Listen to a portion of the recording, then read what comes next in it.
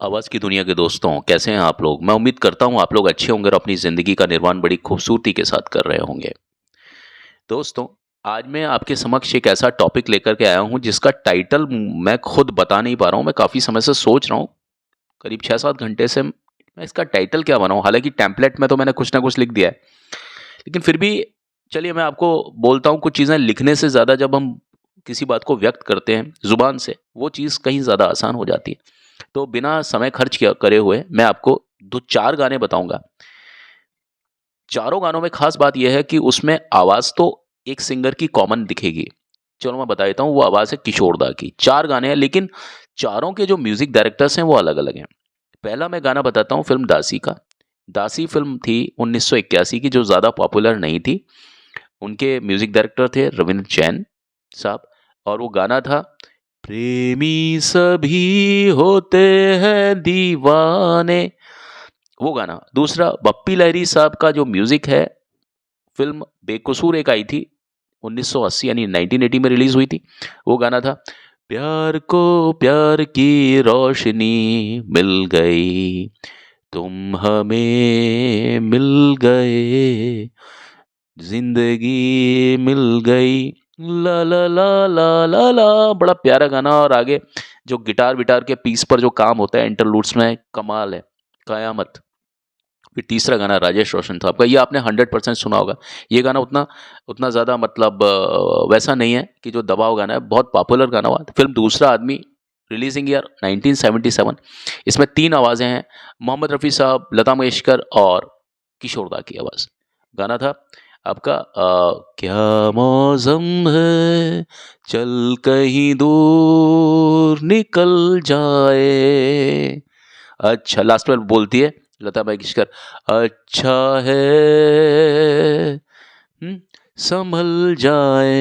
ये था। एक अंतिम गाना जो मैं बता रहा हूँ अन्नू मलिक साहब का, ये भी आपको जान करके बड़ा ताज्जुब होगा। ये फ़िल्म आई थी पागल प्रेमी 1982 में। अन्नू मलिक को आप ये मत समझिए पुराना अन्नू मलिक पुराना चावल है। 1977 में एक फ़िल्म आई थी हंटर वाला, जहाँ से हंटर वाली, उस फ़िल्म से अन्नू मलिक की शुरुआत हुई थी जब वो अन्नू मलिक मात्र 15-16 साल के थे। हंटर वाली, उसके बाद में फ़िल्म आई एक पूनम। मोहब्बत रंग लाएगी जना, आहिस्ता आहिस्ता, मोहब्बत। वो थोड़ा मैं ट्यून रफ़ी साहब के बाद, बड़ा प्यारा गाना। हम तो रफ़ी पन क्या सोच भी नहीं सकते कभी किसी जन्म में कभी ऐसा हो सकता है, अगर जन्म है तो सोच ही नहीं सकते। बट वो गाना था। अब ये चारों चारों गानों की जो धुन है ना, जैसे अन्नू मलिक का मैंने गाना बताया पागल प्रेमी का, वो गाना था, जाने जाना ये हवाएं, ये फिजाएं फिर ना मिलेंगी, आओ प्यार कर ले, हमने माना, हे हे हू हू। वो गाना जो गाया है साहब, चारों गाने जो मैंने आपको बताया ना किशोर दा के, ऐसा लगता है एक ही म्यूजिक डायरेक्टर के गाने। चलिए इसमें बात करते हैं कि राजेश रोशन और बप्पी लहरी का स्टाइल तो कभी-कभी एक जैसा महसूस होता था, खास तौर पर तब जब बप्पी लहरी रोमांटिक फरवर यानी रोमांटिक मूड के गाने कंपोज करते थे। इस तरह की कंपोजिशंस में बप्पी लहरी साहब राजेश रोशन के स्टाइल के बिल्कुल नजदीक आ जाते थे, यूं कहें बिल्कुल पैरेलल आ जाते थे। जिन लोगों ने संगीत को जिया है और संगीत को घुट्टी की तरह पिया है, वो इस बात को, मेरी इस बात को 100% मानेंगे, यकीन जानेंगे। ठीक है, बाकी लोगों की मैं बात नहीं करता। कमेंट्स में बहुत लोग गलत देते हैं, ठीक है, वो उनका एक तरीका है, हमारा तरीका एक अलग है। ठीक है, अगर हम उससे अलग या मगर अन्नू मलिक और रविंद्र जैन के स्टाइल की बात करूं, मैं अगर की जगह मगर लगाऊं, मगर अन्नू मलिक और रविंद्र जैन साहब का जो स्टाइल है ना, वो शुरू से ही अलग बता सकते हैं हम लोग। अन्नू मलिक साहब का ये स्टाइल नहीं रहा और इन मामलों में बिल्कुल अलग रहा है। किसका? रविंद्र जैन साहब का। तो पहले मैं बताऊं अन्नू मलिक। अन्नू मलिक ने खुद के स्टाइल को ज्यादातर लक्ष्मीकांत प्यारेलाल लाल साहब के जो स्टाइल के काफी पैरेलल रखा, नजदीक रखा। आपने देखा, क्यों भाई बादल क्यों भाई मोती, मैं सच कहता हूँ, मर्द तांगे वाला मैं हूँ, मर्द तांगे वाला, मुझे दुश्मन क्या मारेगा, मेरा दोस्त है ऊपर वाला, सुन रूबिया तुझसे प्यार हो गया क्या करे, ना ना ना ना, तड़पता है ये, जल्दी से शादी करे, तू मेरी टांगे वाली, मैं तेरा टांगे वाला, तू मेरी टांगे वाली। ये स्टाइल था। और ये किस तरह का गाना दिया, जाने जाना ये हवाएं, ये अन्नू मलिक ने दिया। कैसे कैसे पॉसिबल हो। तो इनके स्टाइल को, अनु मलिक का स्टाइल था, जब जो म्यूजिक डायरेक्टर हिट हो जाता था उस टाइम पर, वो अनु मलिक ने वैसा गाना दे देते थे उस टाइप का, क्योंकि अनु मलिक को अपना काम चलाना था। तो लक्ष्मीकांत प्यारेलाल के स्टाइल के अनु मलिक बहुत ज्यादा नजदीक के 80s के स्टार्टिंग में, 1980 के शुरुआत में अन्नू मलिक जो थे, उनका स्टाइल लक्ष्मीकांत प्यारेलाल को कॉपी करते थे वो हर चीज में, ठीक है। उनकी कोशिश करते थे, बट लक्ष्मीकांत प्यारेलाल साहब ही रहे। तो जब जब भी अन्नू मलिक का गाना हिट होता था उस टाइम पर, ऐसा लगता था कि वो लक्ष्मीकांत प्यारेलाल का ही एक टेक्निक को लेकर के हिट हो रहा है उनके गाने। और आर डी बर्मन साहब के स्टाइल के नज़दीक रहे अन्नू मलिक सिर्फ 5%, ज़्यादा नहीं 5%। लेकिन वो अन्नू मलिक एडमायर करते हैं टोटल वो पंचम दा को। बहुत सारी टेक्निक है जो पंचम दा की उन्होंने अन्नू मलिक ने अपने म्यूजिक में डाली है, 100% डाली है। लेकिन वो सुनाने वाली टेक्निक नहीं है, वो पर्दे के पीछे की टेक्निक है। जिस टेक्निक पर अन्नू मलिक ने काम किया वो आर डी बर्मन का ही टेक्निक है। लेकिन जब गाना सुनने पर आता है, सुनने में वो गाना लक्ष्मीकांत प्यारेलाल के नजदीक जाता है। किसका पैटर्न, लक्ष्मीकांत प्यारेलाल के या शंकर जयकिशन के पैटर्न पर जाता है। हो हो हो हो, तो वो गाना था ना, संदेश से आते हैं संदेश से जाते हैं। अब ये गाना देखिए मेरे लिए कोई नया नहीं है, और मेरे लिए तो पहले भी नया नहीं था। जब ये गाना नया नया आया था हिट में, तब भी मेरे लिए नया नहीं था। तो कहता है वो कहना, दिल उसे दो जो जान दे दे, जान उसे दो जो दिल दे दे। अब ये शंकर जयकिशन का पैटर्न है, गाना दिया उन्होंने, दिल उसे दो जो जान दे दे, जान उसे दो जो दिल दे दे, संदेश से आते हैं, संदेश थोड़ा सा चेंज किया, संदेश से आते हैं संदेश से जाते हैं, उस टाइप का गाना जो ऑर्केस्ट्रेशन और शंकर जयकिशन टाइप का। तो अन्नू मलिक का ये हिसाब किताब हुआ करता था। उन्होंने ये गाना कैसे दे दिया था, जाने जाना, ये कैसे दे दिया था, ये है ना। तो मैं इसलिए कह रहा हूं। और जब नदीम श्रवण साहब का म्यूजिक हिट हो रहा था 90s के आखिरी उसमें, हालांकि नदीम श्रवण पिछले 14 साल से म्यूजिक डायरेक्टर्स थे, लेकिन उनका म्यूजिक चला आशिकी से। तो आशिकी जब आई फ्लोर पर, तब अन्नू मलिक ने आशिकी टाइप के गाने बनाने शुरू कर दिए और बहुत ज़्यादा अपने म्यूजिक को सिमिलर रखा। आप देखिए उनकी फिल्म जुनून देखिए, आप शबनम देखिए अन्नू मलिक की। बहुत सारी फिल्में हैं जो मिलती हैं। जब ए आर रहमान साहब का जब टाइम था तो उन्होंने बनाई, दी जेंटलमैन बनाई, और बहुत सारे गाने थे जो उनके कॉपी करने का भी रखा उन्होंने। तो ए आर रहमान की जब फिल्में शीर्ष पर थी, जैसा कि मैंने बताया, तो अनु मलिक ने अपने गानों के थ्रू ए आर रहमान के गानों जैसा ऑरा क्रिएट करने की सफलतम कोशिश की। मैं असफलतम नहीं कहूँगा, सफलतम कोशिश की, जिसमें पूरी तरह से सफल हुए। लेकिन लोगों को ताज्जुब तब हो सकता है कि रविंद्र जैन साहब जो है, उनका टेक्निक, उनका तो म्यूजिक ही दूर से ही पहचान में आता है। आप अगर फिल्म विवाह के गाने देखें, आप अगर फिल्म शुरू से देख लीजिए, आप देख लीजिए दुल्हन वही जो पिया मन भाई देख लीजिए, आप अखियों के झरोखे से देख लीजिए, आप कोई भी फिल्म उठा के देख लीजिए रविंद्र जैन साहब की। आप भयानक फिल्म देख लीजिए, आप देख लीजिए, आप क्या कहना चाहिए यार, प्रेम रोग में तो खैर लक्ष्मीकांत प्यारेलाल का था।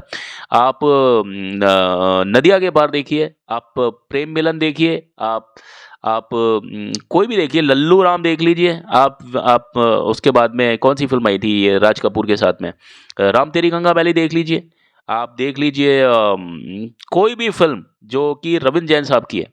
रविंद्र जैन साहब के तो कितने ही गाने, तुलसी देख लीजिए आप रविंद्र जैन साहब की। रविंद्र जैन साहब का सबसे बड़ी बात, जिसने कुछ नहीं देखा वो रामायण सीरियल देखा होगा ना, रामानंद सागर का म्यूजिक जो मतलब सीरियल था, जिसमें डायरेक्शन रामानंद सागर का था, और उसमें आप देखिए कि जो गाना था वो स्वर्गीय जयदेव मतलब उस समय स्वर्गीय हो गए थे बेचारे। वो म्यूजिक जो था ना उनका, जो जो रामायण जो सीरियल था उसका टाइटल था वो जयदेव साहब का था। बाकी जो गाने जो बीच में थे ना, दो महारथी संग्राम करते हैं, अंतिम चरण में युद्ध रावण राम करते हैं, या जब भी कभी रामायण खत्म हो जाती थी ना, तो वो रविंद्र जैन की साहब की आवाज़ होती थी। और रविंद्र जैन साहब इतने क्विक होते थे कि वो इस टाइप के गाने बनाते थे, वो जो लोक संगीत पर, लोक धुनों पर आधारित होते थे, और उससे ऊपर कहीं कोई जा नहीं सकता, है ना।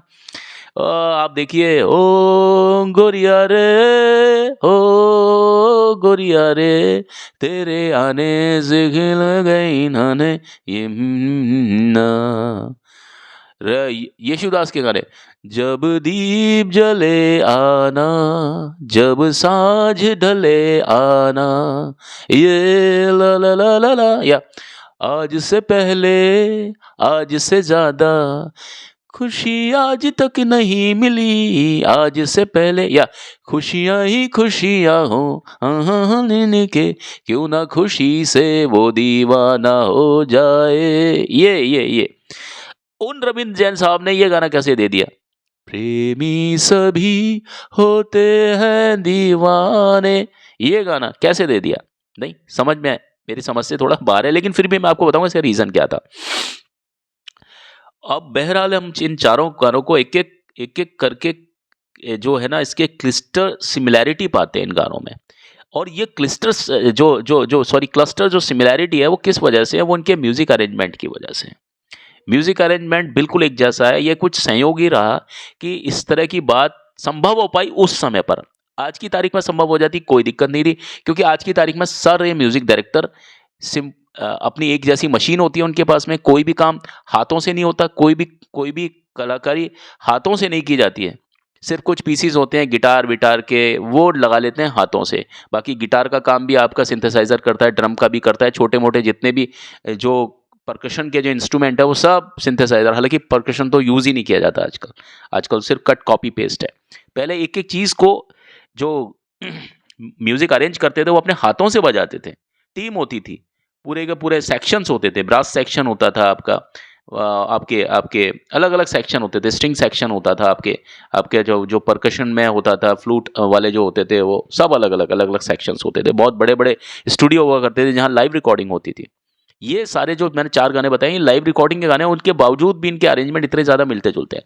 आज की तारीख में अगर अरेंजमेंट मिले तो कोई दिक्कत नहीं, क्योंकि सबके पास में सब मशीन से ही काम करते हैं, और मशीन जो होती हैं वो एक जैसी ही साउंड करती हैं। अगर ड्रम पर सेट कर दिया तो वो आवाज़ आएगी ड्रम जैसी। 2 ड्रमर्स हैं, मान लो शिव मणि है, या मान लो फ्रैंको वैज है, या कोई है, जिमी है, कोई कोई भी है, वो अलग अलग पैटर्न होते थे उनके ड्रम्स को बजाने के। लेकिन आजकल ड्रम मशीन है। लेकिन वो जो समय था, जो मैंने 4 गाने बताए, इसमें ये अलग अलग मतलब म्यूजिक डायरेक्टर्स के गाने हैं जिसमें अलग अलग लोगों ने बजाए होंगे। लेकिन शायद ये म्यूजिक अरेंजमेंट की वजह से इन चारों में ये सिमिलैरिटी आई। मेरे कहने का मतलब ये है। अदरवाइज मैं अन्नू मलिक की बात तो कर सकता हूँ कि वो अन्नू मलिक तो खैर मिला देते थे कई बार। किसी की कोई हिट, मान लो राजेश रोशन की कोई पिक्चर हिट है, तो अन्नू मलिक अपने म्यूजिक को राजेश रोशन जैसा बना लेते थे कुछ समय के लिए, है ना। और अगर लक्ष्मीकांत प्यारेलाल साहब की हिट, तो वो अपना म्यूजिक थोड़ा सा लक्ष्मीकांत प्यारेलाल जैसा बना देते थे। किसी का भी म्यूजिक होता था वो उस टाइप का म्यूजिक लगा लेते थे। ओ राधा तेरे बिना तेरा शाम है आधा, एक ही दिल एक ही जान, मेरे शाम नहीं। अब ये गाना मैं गा नहीं सकता, बहुत ऊपर ऊपर ऊपर वाले स्किल का गाना है, लता मंगेशकर ने गाया है ना। तो आप देखिए, मेरा ये रोम रोम तेरा ला ला ला ला ला, क्या गाना सहला सहला के गाया भाई साहब, मजा आ गया। अब ये जो टेक्निक था ये लक्ष्मीकांत प्यारेलाल साहब का टेक्निक था, जो ये अनु मलिक का नहीं है। अनु मलिक कभी भी अपने मूल स्वभाव में नहीं रहे। जैसे एक मिमिक्री आर्टिस्ट होता है ना, जो बेचारा क्या होता है, जैसे सुदेश भोंसले मिमिक्री आर्टिस्ट है। सुदेश भोंसले से एक बार पूछा कि तुम्हारी ओरिजिनल आवाज़ कहाँ है, तुम कभी अनुपम खेर की आवाज़ में बात करते हो, कभी तुम किसी की कभी बच्चन साहब की आवाज़ में बात करते हो, कभी तुम असरानी साहब की आवाज़ में बात करते हो, कभी तुम ओम प्रकाश साहब की, आपकी खुद की आवाज़ का है। तो उन्होंने कहा यार मैं अपनी खुद की आवाज़, एक मेरी फिल्म आई थी, रेन इज फॉलिंग छमा छम छम, लड़की ने आंख मारे मर गए हम। अब वो गाना किसी को याद ही नहीं है। अतुल अग्निहोत्री के साथ में वो फ़िल्म आई थी, ममता कुलकर्णी की शायद फ़िल्म का नाम, हाँ, वो अहंकार नहीं, वो अहंकार तो ख़ैर उसके साथ थी, मिथुन चक्रवर्ती के साथ में। ये जो गाना था ना, रेन इज़ फॉलिंग छमा छम छम, लड़की ने आँख मारे मर गए हम। अब कहते हैं ये गाना किसी को याद नहीं, क्यों? क्योंकि ये गाना मैंने खुद की आवाज़ में गाया था, जो सुदेश भोंसले की आवाज़ है। लेकिन जो गाना मैंने अलग-अलग लोगों की आवाज़ में गाया, वो गाना चला। ठीक है, अमिताभ बच्चन की आवाज़ में, अरे ओ जुम्मा मेरी जाने-मन बाहर निकल, अब ये गाना छा गया। लोगों ने सोचा अमिताभ बच्चन ने गाया है ना। उसी टाइप से अन्नू मलिक भी आए हैं, अन्नू मलिक ने मिमिक्री किया है। म्यूजिक को मिमिक अगर किया है तो अन्नू मलिक ने किया है। लक्ष्मीकांत प्यारेलाल जब लाइमलाइट पे होते हैं तो अन्नू मलिक का म्यूजिक वैसा लगता है। जब राजेश रोशन लाइमलाइट पे होते हैं तो अन्नू मलिक का म्यूजिक राजेश रोशन के समतुल्य होता है। जब रहमान साहब जब लाइमलाइट पर थे, या अब भी जब उनका कोई भी कॉन्सर्ट वगैरह होता है, तो अन्नू मलिक का म्यूजिक उस टाइप से हो जाता है। जब देखिए वो गाना था कौन सा, मुक्कालात को ककरेले ना ला ला ला ला ला, मुझे वर्ड्स याद नहीं है, उस टाइप का बनाया था। या वो था, क्या कहना चाहिए, रूप सुहाना लगता है चांद पुराना लगता है, तेरे दी जेंटलमैन गाना, तो उसमें ना ला ला ला ला ला ला ला ला ला ला ला, वो गाना था, वो सब वो ए आर रहमान का कॉपी। तो वो उस तरह से रहा। लेकिन अन्नू मलिक ने, देखिए यहाँ पर ये चीज़ मैं आपको बताने की कोशिश कर रहा हूँ। तो ये जो हुआ, ये सिर्फ म्यूजिक अरेंजमेंट के नाम पर से हुआ। और आजकल खैर समझते हैं हम लोग कि म्यूजिक अरेंजमेंट के नाम पर सिर्फ हाईटेक सिंथेसाइजर, कंप्यूटर बॉक्स या म्यूजिक बैंक्स है। यही कारण है कि सभी गानों का जो फ्यूम और रेंडिशन है, वो सब एक जैसा ही महसूस होता है। आज की तारीख में बता रहा हूँ, लेकिन ये पहले इसलिए हुआ क्योंकि पहले आपको इसलिए सुनाई दिया इन 4 गानों में, क्योंकि ये इत्तेफाकन इनके जो म्यूजिक अरेंजमेंट है ना, वो एक जैसी थे। आजकल की बात करें तो म्यूजिक अरेंजर्स कुछ बचे ही नहीं हैं, या जो हैं वो बेचारे अपने अपने घर पर बैठ गए हैं, या आज की तारीख से परेशान होकर के उन्होंने रिटायरमेंट ले लिया है। क्योंकि पूरी तरह से मशीन ने उन लोगों की जगह ले ली है। पहले जो काम होता था वो हाथों से होता था, और हैंडमेड कोई चीज़ होती है ना, वो हमेशा मशीन से ज़्यादा अच्छी होती है। और जहाँ तक बात इमोशंस की बात हो ना, आपको इमोशंस में तो भैया आदमियों से ही काम लेना चाहिए ना। आप बात करते हो फिल्मों की, गानों की, और उसमें रंग भरने की, कि वाद्यों से रंग भरा जाए किस हिसाब से, कैसे, है ना। गाना पूरा भाव प्रधान होता है ना, इमोशंस को क्रिएट करता है, उनको अराउज करता है। तो उसमें इंसानों का इन्वॉल्वमेंट थोड़ा ज़्यादा होना चाहिए ना। हर सारी चीज़ें अगर आप खुद कर रहे हैं, और पूरा का पूरा डोमेन आपने पूरा मशीन ही बनाया हुआ है, तो उसका मतलब कुछ नहीं है। तो ऐसा काम करने वाला व्यक्ति है ना, जो होते थे, ये जो अपने म्यूजिक अरेंजर्स होते थे, ये बहुत ज़्यादा स्वाभिमानी व्यक्ति हुआ करते थे, और ये बहुत सीनियर हैं। अब उनको उस तरह की रिस्पेक्ट नहीं है, तो ये लोग सारे लोग अपने अपने घर पर बैठ गए हैं, और ये लोग अपना काम उस समय भी पूरे दिमाग से करते थे। आज भी जितनी भी पुरानी चीज़ें हैं, जितनी भी ट्यून्स हैं, जो आपको दिमाग में कहीं न कहीं कॉन्शियसली, सबकॉन्शियसली आपको कहीं न कहीं वो धुन हम करती हैं, दिमाग में चलती हैं, वो सब इंसानों ने ही बनाई थी। वो सब मैनुअल वर्क ही थे। कोई भी काम मशीनी नहीं रहा, इस बात की गारंटी मैं आपको देता हूँ। तो जो भी कोई मैनुअल वर्क था, उसकी जो छाप है आपके दिमाग में, आपकी अंतरात्मा में बहुत गहराई से छपती है। मशीनी काम क्रिस्टल क्लियर हो सकता है, उसमें अबंडेंस ऑफ ट्रैक्स ज़्यादा हो सकती है। मतलब आजकल तो 150 ट्रैक्स से ऊपर का म्यूजिक बनता है, 150 से भी ज़्यादा ट्रैक हो गई।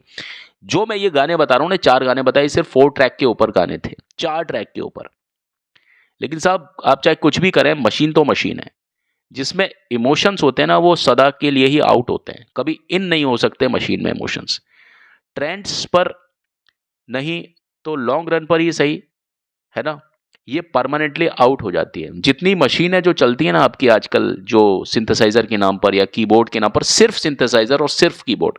मैं ये नहीं कहता कि सिंथेसाइजर्स पुराने लोगों ने यूज़ नहीं किया था, लेकिन उसमें इंसान अपने हाथों से भी कुछ इंस्ट्रूमेंट बजाता था। और सिंथेसाइजर्स को, और ये जो क्या कहते हैं कीबोर्ड्स हैं, इनको इन्वॉल्व किया जाता था, थोड़ा थोड़ा परसेंट हो जाता, बाकी हाथों से ज़्यादा म्यूजिक बजते थे। और म्यूजिक बैंक तो उस समय होते ही नहीं थे। आजकल तो म्यूजिक बैंक यानी ये सारी मशीनें होती हैं, कोई भी व्यक्ति म्यूजिक दे सकता है। जिसको भी थोड़ा सा सेंस आता है, या जो कोई मैथमेटिक्स जानता है ना, वो म्यूजिक दे सकता है, इतनी कोई बड़ी बात नहीं है।